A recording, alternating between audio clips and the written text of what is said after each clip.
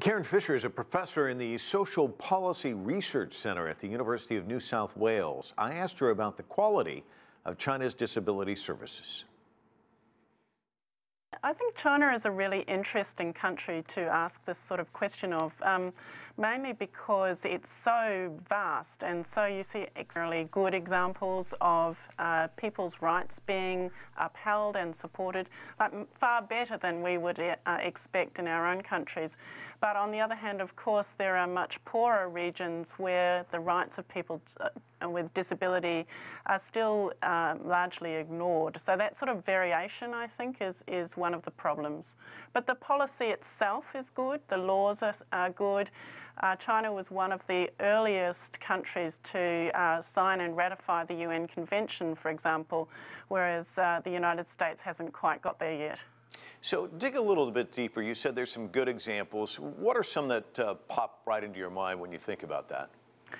Well, I think one of the advantages in China is so much infrastructure is being built now. And so that means, for example, the subway stations, the train systems, the very fast trains, they're all, of course, accessible because they're recent infrastructure. Similarly, on a more pertinent level in terms of economic opportunities, because one of the strengths of China is its engagement in e-commerce, people with disabilities are using that digital economy as a way to earn money, to have social contact, and to really reach out into economic opportunities they never had in the past. And those are examples that we don't see outside China, and that's because China is so well advanced in terms of digital economy and the way that's really thoroughly embedded in everyone's lives already. China Southern Airlines now allowing free travel for service dogs. I mean, it seems like as these younger people get in place, it seems like a much more progressive approach.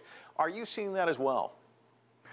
I think, yes, certainly there are examples like that, and I think that is because that's the law, that's the policy. In somewhere like the United States, those rights really have to be enforced through the legal system.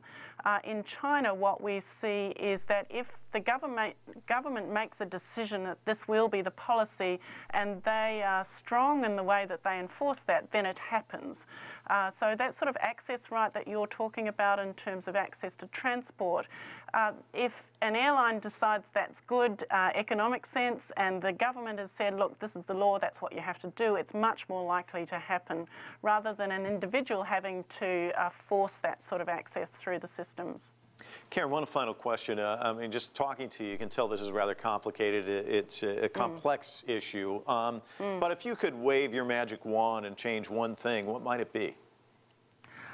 I think in all countries, including China, it's about discrimination. So those sort of social attitudes are really important. And I think that's why activities like the Paralympics in 2008 and the Winter Paralympics coming up in the near future are really important because that changes social attitudes. When we look at people with disabilities being in our streets, being in our communities and doing really exciting things. I personally saw that when I was living in Beijing before the Paralympics, when people suddenly started talking about disability in a positive frame, and that's why I think those world events are actually very important.